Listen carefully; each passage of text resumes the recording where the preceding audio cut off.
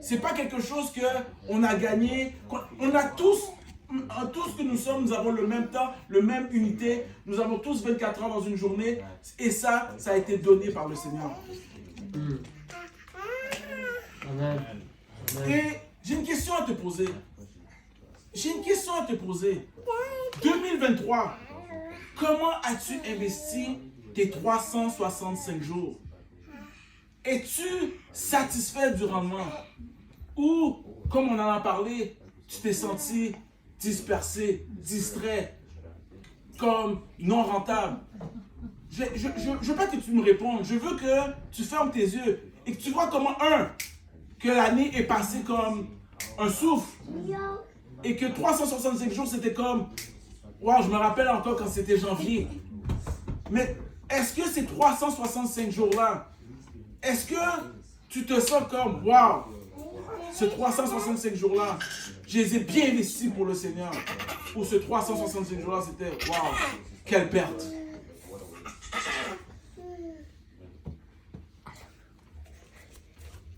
Mais j'ai une bonne nouvelle pour toi. Surtout si tu penses que depuis ta naissance jusqu'à aujourd'hui, que tu penses que tu as perdu ton temps.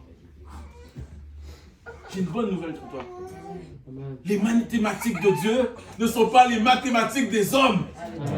C'est pas moi qui le dis. On va lire 2 Pierre, verset 3 verset 8. 2 Pierre 3, verset 8.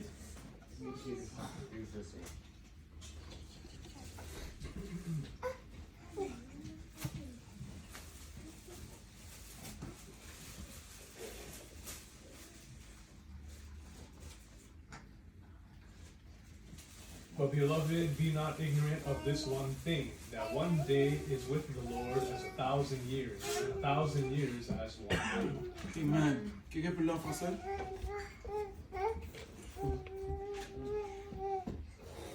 Je le lis. Mais il est 2 Pierre 3, verset 8. Mais il est une chose, bien-aimée, que vous ne devez pas ignorer. C'est que devant le Seigneur, un jour est comme 1000 ans, et 1000 ans sont comme un jour. Amen.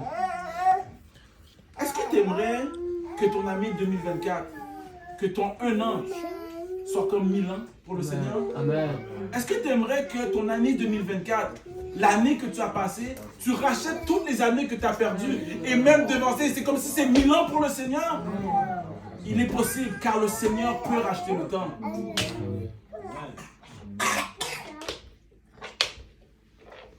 Voici ce que je souhaite. Que ton année 2024 soit l'année de l'impossible.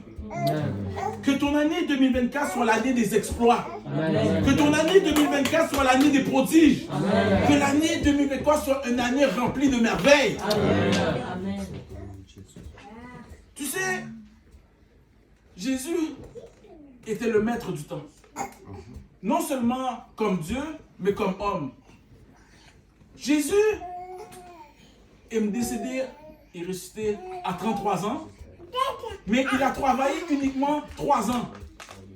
Et dans les 3 ans qu'il a travaillé, ça représente 1065 jours.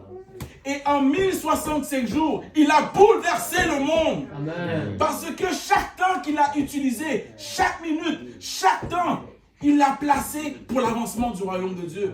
Et c'est pour ça que jusqu'à aujourd'hui, on parle encore de lui. La Bible dit, dans Jean 21, verset 25, Jésus a fait encore beaucoup d'autres choses. Si on les écrivait en détail, je ne pense pas que le monde pût contenir les livres qu'on écrirait.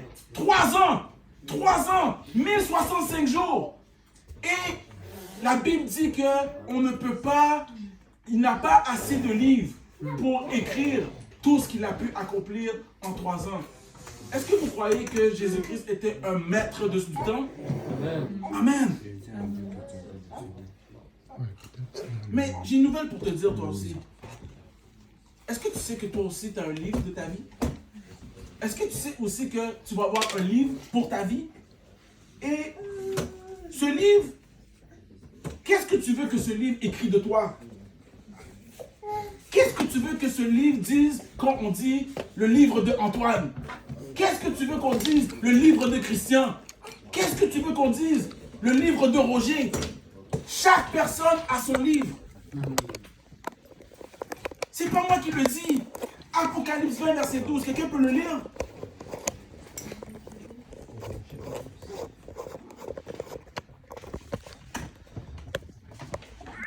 Et je vis devant les grands et les petits qui se tenaient devant le trône. Des livres furent ouverts, et un autre livre fut ouvert. Celui qui a le livre de vie. Les morts furent jugés selon leurs œuvres d'après ce qui était écrit dans ce livre.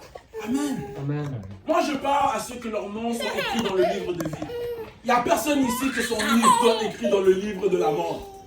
Mais dans ton livre de vie, s'il y a des œuvres qui sont écrites dans le livre des morts, il y a des œuvres qui s'écrivent dans le livre de vie.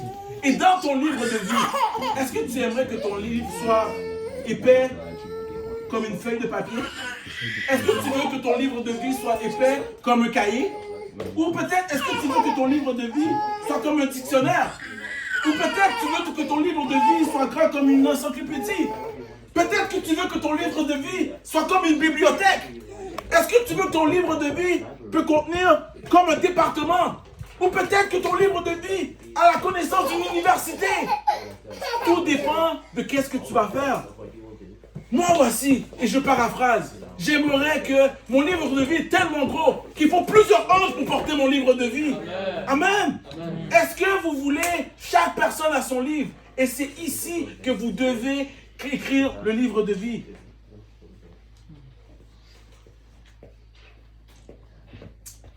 Il faut racheter le temps. Je répète, il faut racheter le temps. Il faut racheter le temps. Comme la sœur Jocelyne nous l'a dit, elle a dit Éphésiens 5,16, rachetez le temps car les jours sont mauvais. Donc, il faut comprendre qu'il y a un sentiment d'urgence. Il y a ce sentiment d'urgence parce que le temps est une denrée rare. Le temps est rare. Chaque jour avance. Le temps est rare. Savez-vous pourquoi? Parce que Jesus coming back. Amen. Parce que Jesus coming back. Amen. Pas temps niaisé. 2024, Jesus coming back. Amen. Yes. Donc, quand on sait qu'on ne dispose pas beaucoup de temps, que le temps est limité sur cette planète, ben, si vous voulez bâtir le royaume de Dieu sur terre, vous devez agir avec urgence. Car après, ça sera trop tard.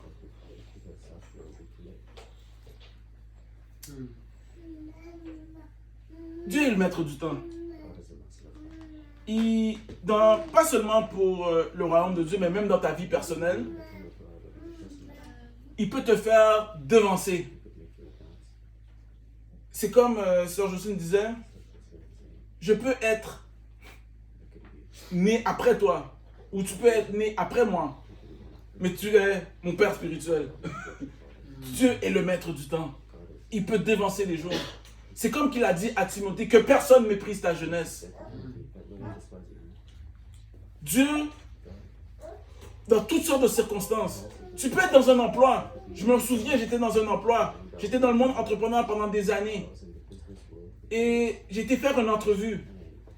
Et pendant l'entrevue, on m'offrait un poste.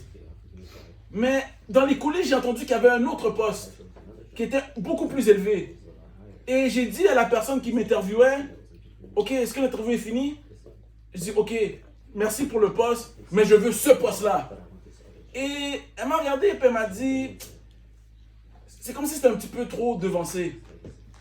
Et par ma surprise, une semaine plus tard, je regarde, j'avais pas l'expérience nécessaire pour avoir ce poste. Et ils me disent, j'ai été embauché. J'ai dit, waouh Seigneur, tu es fort, tu as devancé le temps. Donc, le Seigneur peut dévancer le temps, que ce soit pour le mariage, que ce soit pour les finances. Mais le plus important, que Dieu dévance le temps pour ses affaires, le royaume de Dieu. Amen. Amen. Yes. Comment investir son temps? Galates 6:10, quelqu'un peut le lire? Voici certains exemples de passages de comment ton temps peut être bien investi. Galates 6, verset 10. Ainsi donc, pendant que nous en avons l'occasion, pratiquons le bien envers tous et surtout envers les frères en la foi. Amen. Amen. Ce passage, je fais référence au grand commandement. Il y a aimer Dieu de tout son corps, tout son âme, et aimer son prochain comme soi-même. Et comme qu'on a encore l'occasion, c'est-à-dire on n'aura pas toujours la conscience. C'est pour ça l'importance de la communion fraternelle.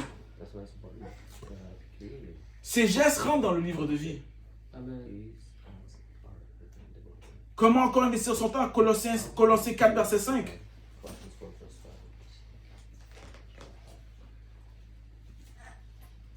Quelqu'un peut lire Colossiens 4, verset 5.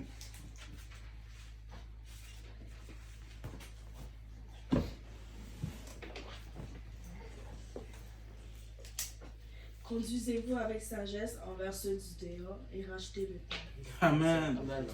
Le passage fait référence à l'évangélisation, qui pour moi pointe la grande commission. Allez, faites des nations des disciples en les baptisant au nom du Père, du Fils et du Saint-Esprit. Donc, lorsqu'on applique ces choses, on rachète le temps. Et le passage même fait appel à la sagesse. Ce sont des choses sages de faire ces choses. Car ce sont des choses qui auront un effet même après notre mort. On parlera encore de ce que j'ai fait pour le Seigneur, même après notre mort. Je crois non seulement qu'il va y avoir des livres sur nos vies, mais je suis sûr qu'il y aura des films sur nos vies. Amen. Notre priorité numéro 1 avec nos temps est tout simplement rechercher le royaume et sa justice. Amen. Rechercher le royaume et sa justice et toutes ces choses deviendront par-dessus tout. Aujourd'hui, je ne parle pas à de simples chrétiens, mais je parle à des héros et des héroïnes de la foi, Amen. des générales de Dieu, Alléluia. des implantateurs d'église, Amen. des catalyseurs de mouvements. Amen. L'ADN qui était dans les apôtres, c'est la même ADN qui est vous, et je veux que cet ADN se réveille pour que vous aussi, vous pouvez être des catalyseurs de mouvements. Amen. Et tout cela dépend sur comment on investit notre temps. Une des plus grandes lois du temps, c'est la loi du focus. J'ai réalisé quelque chose. Si le diable, sa stratégie, c'est la distraction, donc le contraire, c'est le focus. Donc le focus vient de Dieu. Amen. Donc lorsqu'on focus, on applique des attraits de Dieu. Qu'est-ce qui est plus facile? Être distrait ou être focus? Le diable sait que si nous sommes distraits, même avec notre volonté, on va faire des actions, mais avec peu d'impact. Mais lorsqu'on focus, on peut faire un grand impact.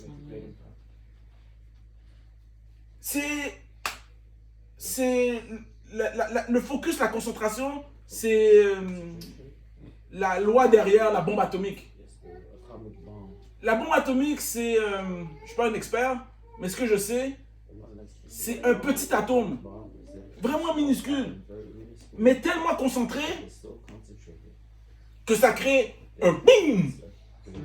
Et le Seigneur me parle présentement. La Bible dit que le royaume de Dieu est semblable à un petit grain de sénévé. Amen. Mais s'il est bien focusé, il devient un royaume qui va s'étendre à travers la terre. Amen. Qui veut une vie de focus? Qui veut focuser sur les bonnes choses? Focuser sur les choses qui auront un impact ici et un impact dans l'au-delà.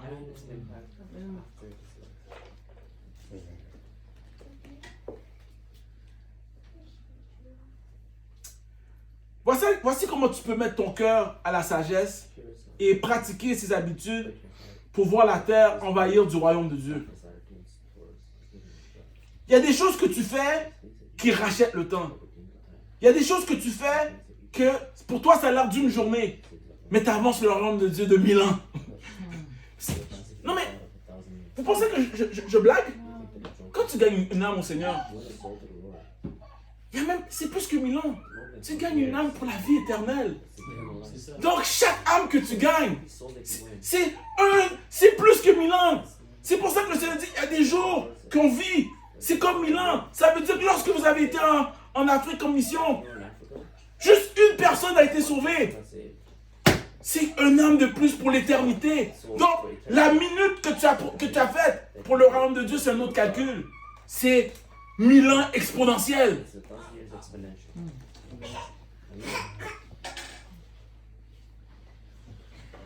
Mais, il y a aussi des jours que tu peux faire 1000 ans sur la terre et pour le Seigneur, c'est même pas un jour. C'est lorsqu'on fait du commérage, qu'on juge les gens, qu'on critique, qu'on pratique l'iniquité.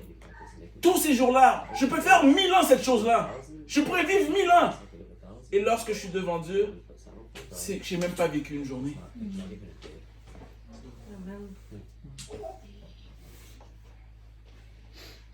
Est-ce que vous aimeriez connaître la routine d'un catalyseur, d'un général de Dieu, de comment on peut prendre ce grain de sénévé, mettre notre temps dans les bons endroits et pour voir une vie d'impact, pour voir que notre impact ici et dans l'au-delà?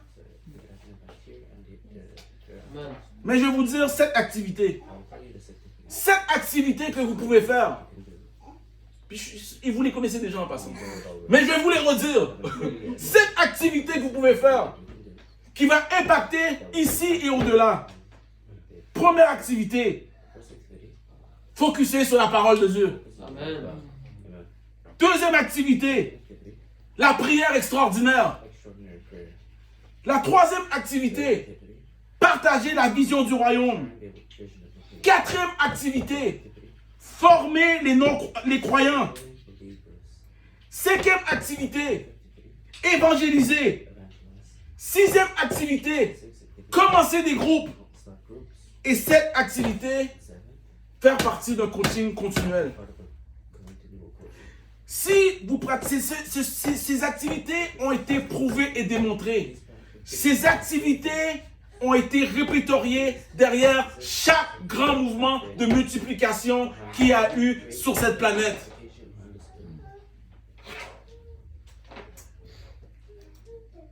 Pour presque finir, on va lire l'histoire d'un homme qui a pratiqué ces 7 activités. Et on va lire Acte 9, versets 10 à 20. Quelqu'un peut lire.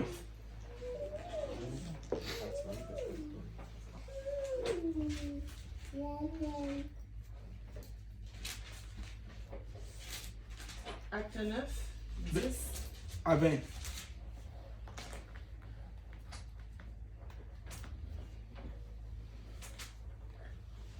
Or, à Damas vivait un disciple nommé Ananias. Le Seigneur lui apparut dans une vision et lui dit, « Ananias. »« Oui, Seigneur, répondit-il. Et le Seigneur lui dit, « Lève-toi et va dans la rue, que l'on appelle la rue droite, et, dans la maison de Judas, demande à voir un homme nommé Saul, originaire de Tarse. » Car il prit.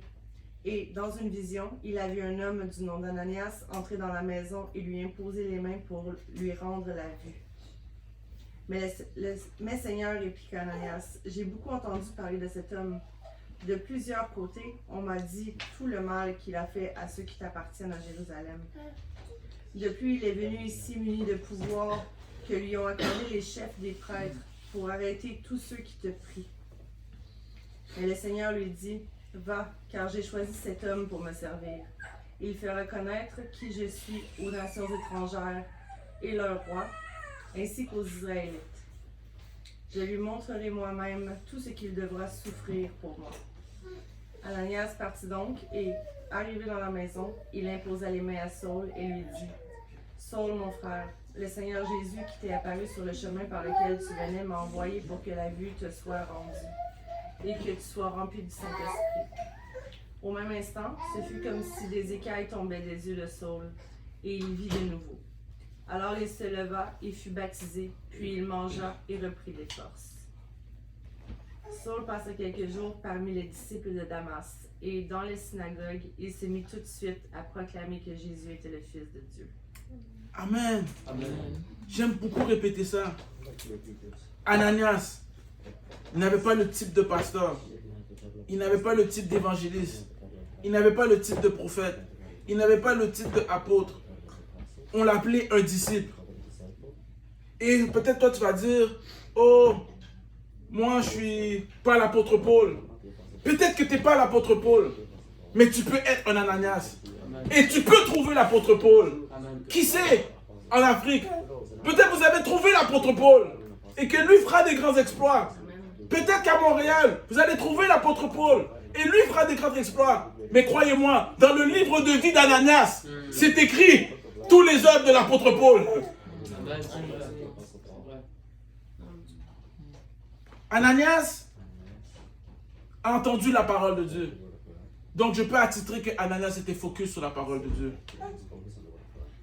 Ananias avait une conversation. Il a parlé avec Dieu, il a entendu de Dieu. Pour moi, c'est la prière. Ananias avait une vie de prière. Ananias, lorsqu'il avait peur, Dieu lui a donné une grande vision de son ministère. Il a vu qu'il allait toucher quelqu'un qui allait parler devant les rois. Une vision a été partagée. Ananias a été évangélisé et a formé Paul. Donc on peut voir qu'il a allé, et de deux, lorsque Paul est resté quelques jours, mais il a été entraîné. À un point tel que ça lui a pris seulement quelques jours pour lui aussi commencer à prêcher. Amen. La Bible dit qu'ils étaient ensemble avec des disciples. Donc ils ont fait un groupe avec Paul. Et la Bible le spécifie précisément, mais dans ce groupe-là, pendant que Paul séjournait à Damas, mais il recevait un coaching continuel. Mais qu'est-ce que j'adore dans ce passage-là que j'ai remarqué, que je n'avais pas remarqué avant? Tous ces éléments que Ananias a pratiqués, Paul les a pratiqués peu de temps après. Paul a focus sur la parole de Dieu parce que il a entendu dire Dieu, il dit, il y a un homme qui s'appelle Ananias qui va venir prier pour toi. La Bible dit que dans ce passage qu'il était en prière. La Bible dit qu'il a reçu une vision. Il a vu dans une vision Ananias prier pour lui pour qu'il lui rende la vue.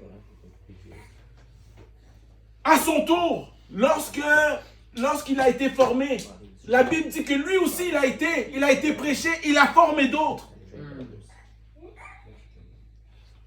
Il a fait partie d'un groupe et Paul a reçu le coaching avec Ananias. Donc, ces activités-là, si vous êtes intentionnel, vous ouvrez votre agenda, vous dites, bon, aujourd'hui, je vais évangéliser, aujourd'hui, je vais essayer de partir au groupe, aujourd'hui, je vais ongoing, aujourd'hui, je vais cast vision, aujourd'hui, je vais focus sur la parole de Dieu, aujourd'hui, je vais prière. Croyez-moi, vous êtes en train de chercher le royaume et de pratiquer sa justice. Et vous savez quoi? Il y a une promesse qui tient à ça, c'est que tout vous sera donné par-dessus tout. Est-ce que vous le croyez? Amen. Yes. Alléluia. Donc, voici la vision que j'ai pour nous, pour JMR. Que la journée d'Ananias soit notre année 2024. Amen. Que la journée d'Ananias soit notre année 2024.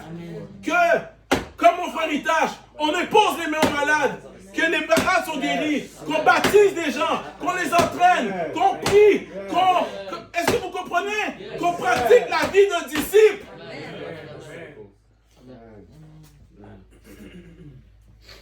Ainsi, si vous êtes sage avec votre temps, ben, le livre de votre vie va que prendre de l'épaisseur.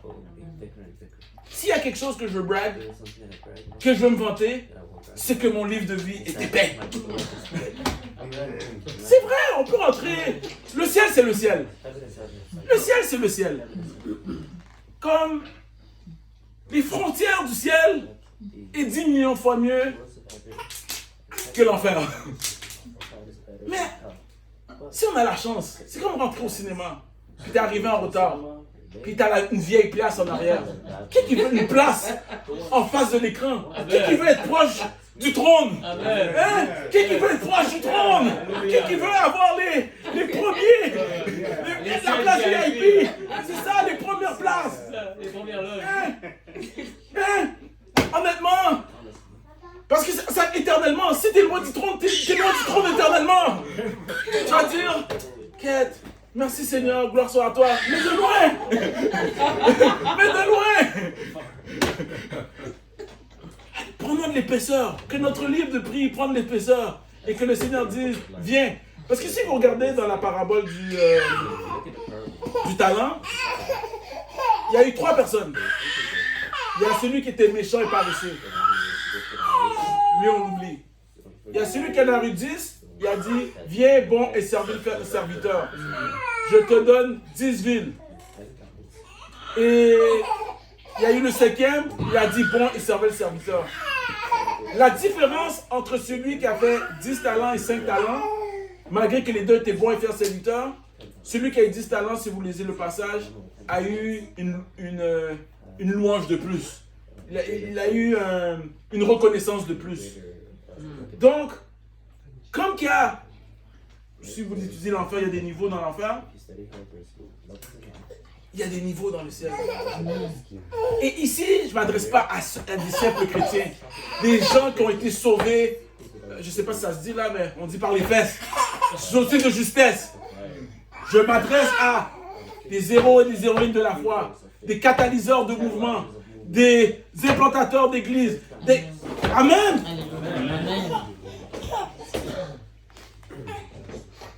Donc, rachetons le temps. Rachetons le temps. Rachetons le temps. Pratiquons le focus sur la parole de Dieu. Le focus sur la prière extraordinaire. Partager la vision du royaume. Former des croyants. Évangéliser. Commencer des groupes. Et être coaché.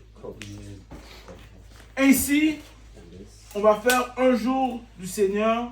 Un jour ici, comme 1000 ans pour le Seigneur. Et même, on fera des exploits, on fera des grandes choses. C'est comme ça on pourra dire qu'une personne de JMR peut en battre 1000 et 2 peut en battre 10 000. Amen. Soyez bénis. Amen.